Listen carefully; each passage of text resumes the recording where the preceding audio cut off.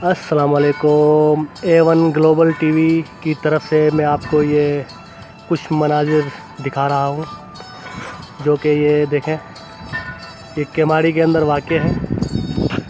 ये मारीपुर के अंदर वाक़ है, कराची। ये देखें, समंदर का एरिया है।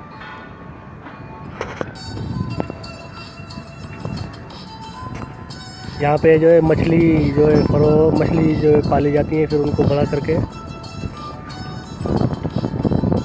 कराची शहर में बेचा जाता है।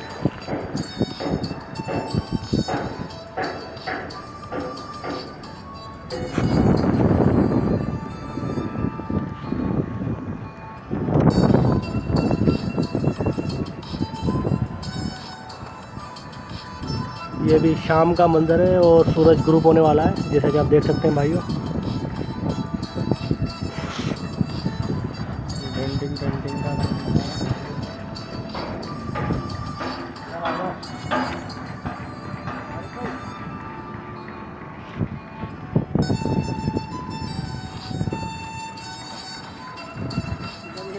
पेंटिंग का काम हो रहा है गाड़ियों का।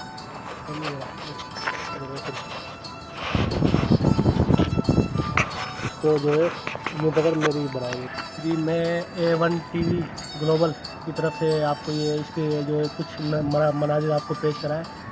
आप बताएं कि आपको कैसे लगे। शुक्रिया, थैंक यू।